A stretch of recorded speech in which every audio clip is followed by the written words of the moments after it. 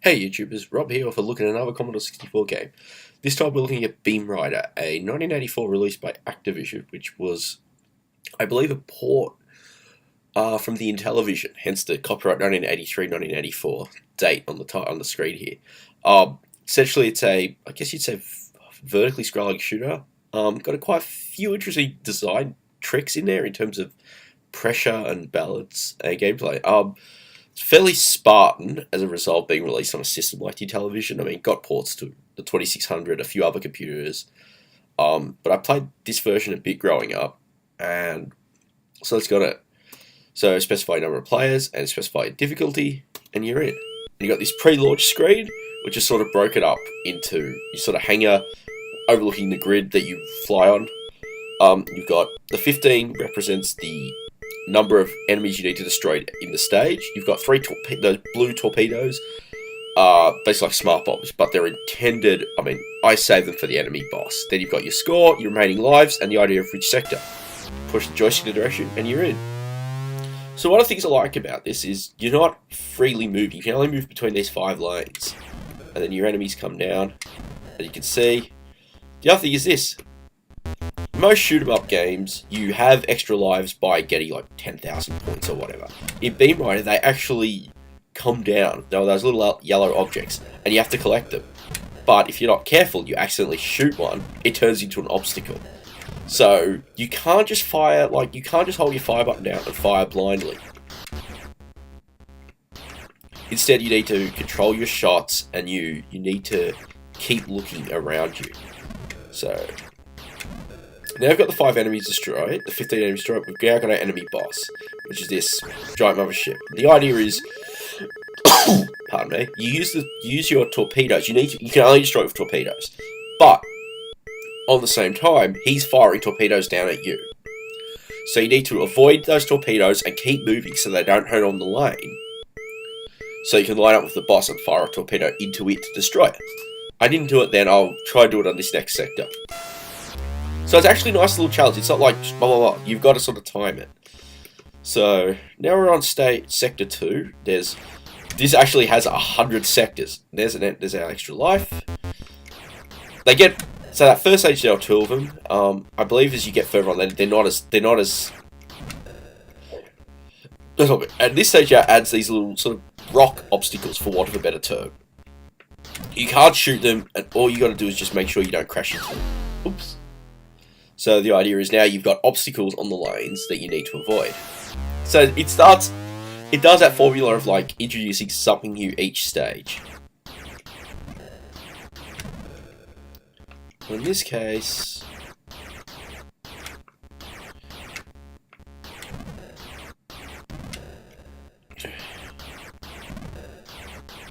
cool. Alright.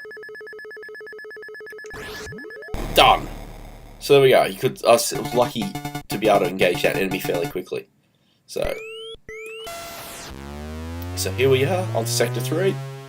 Now, I played this a little earlier just to warm up, but I made it to sector 9, which is about as far as I remember getting as a kid. So I don't think my chances are great that this won't be a long play with 99 levels, is what I'm saying. So sector 3 hasn't really changed much. We're still seeing we're just still seeing the same sort of rock obstacles. The enemies, these fighters, these UFOs or whatever they are engaging, they're starting to be a little more challenging to avoid, to line up with, and they're firing now. And it's the last one. Alright. Oh, missed the UFO. Oh well.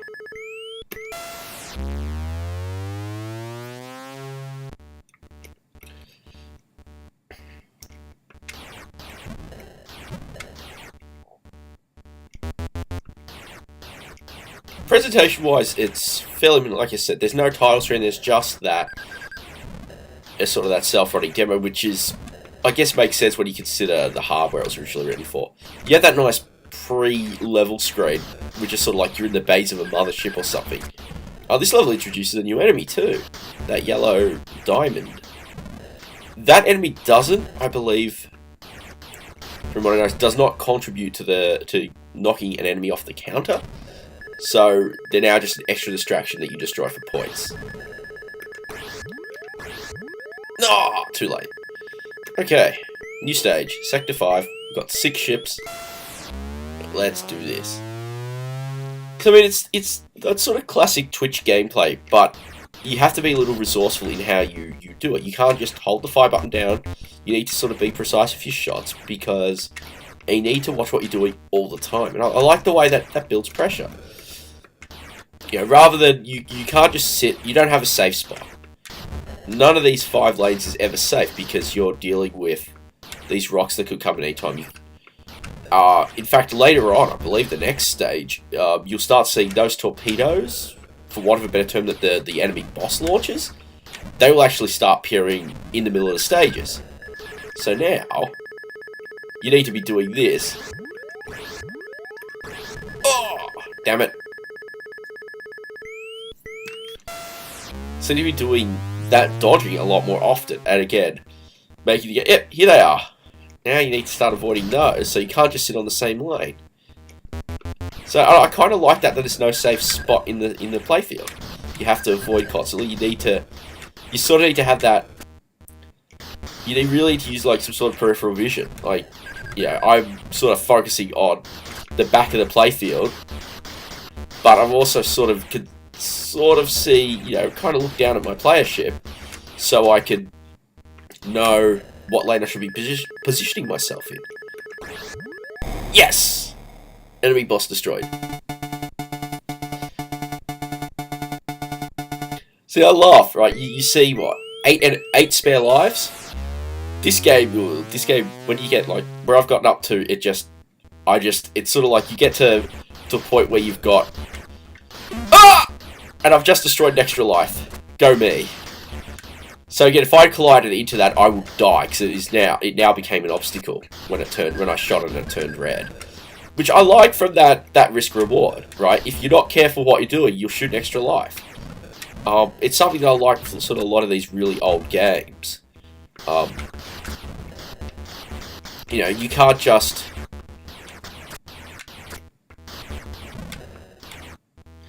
I like with these really old games because you have to. Yeah, you're having to. Too late.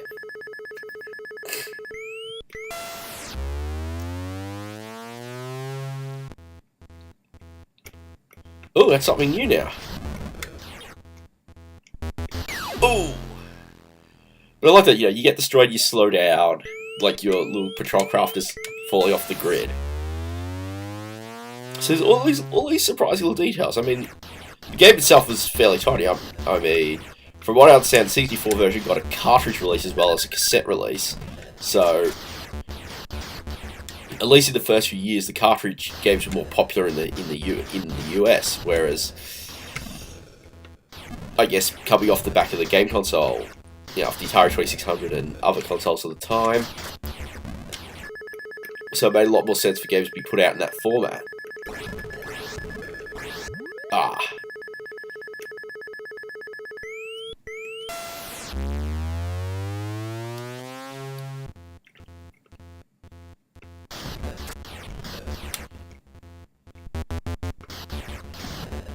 Sounds are pretty basic, but they're functional. There's something about the hums of the background hums, rather than that sort of just adds to that tension. Something, for example, Space Invaders did rather well, where it was just a background hum of everything.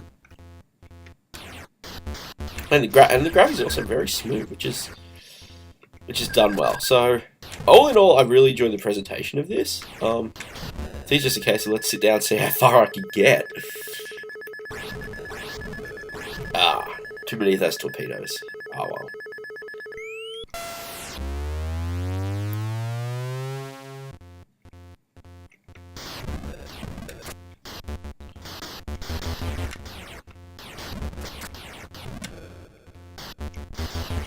Ooh! Not only was there a new enemy, I collided into the new enemy. So Sector 10, I still got plenty of lives.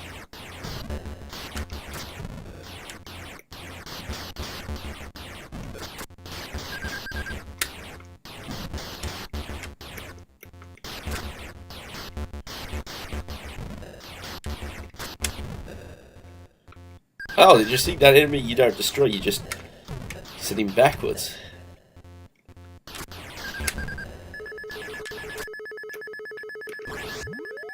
Oh, too early in that case.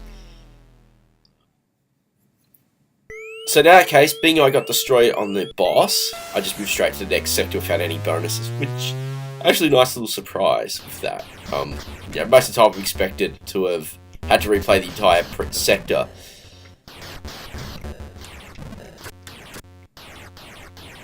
So you can sort of see the waves now start getting more and more hectic, which is pretty much the right way to build things up.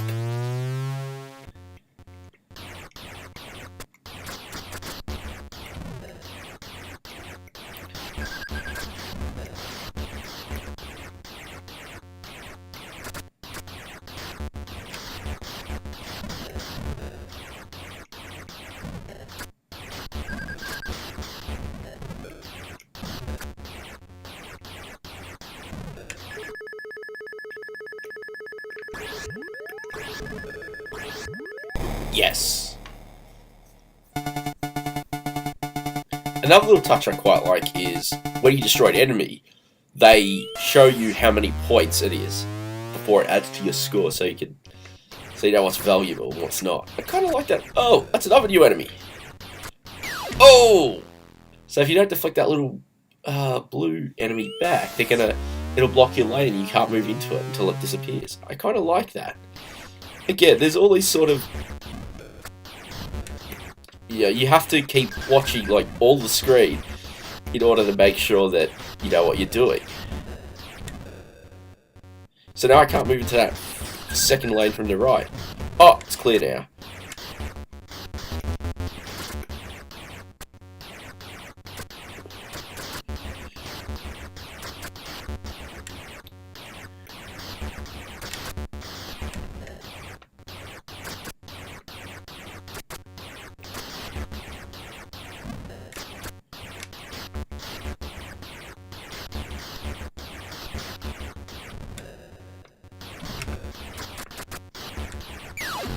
Oh! Last enemy too.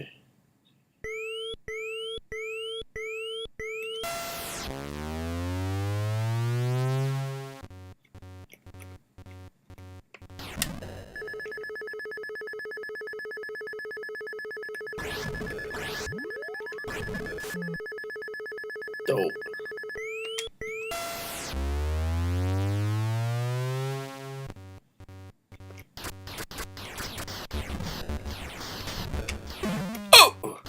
Thank goodness I dodged. But I destroyed the extra life, which is never good. Now there's two of these little...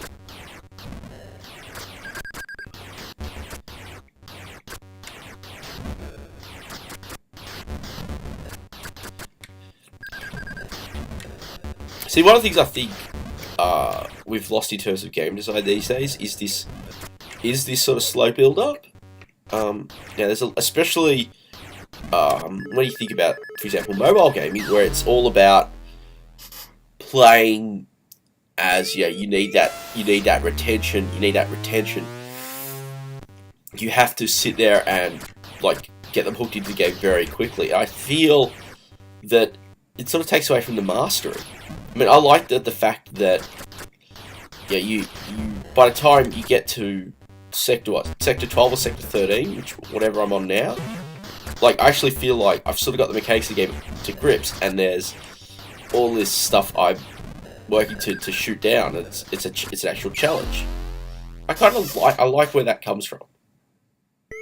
Sector 14.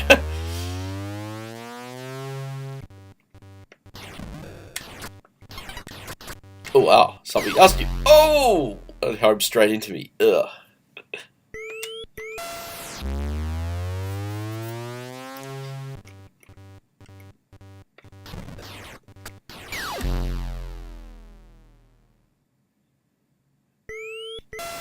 Man, I'm losing lives quickly.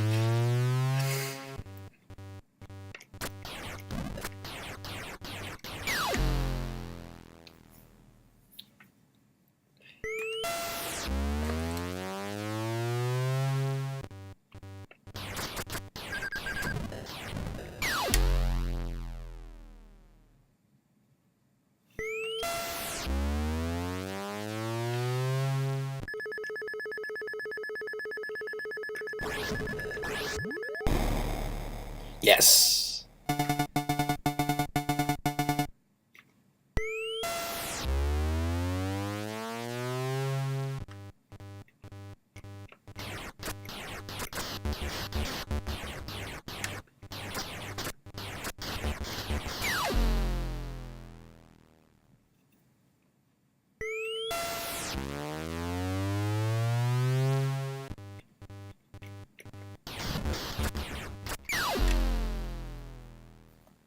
And I missed an opportunity for an extra life there. Stop. I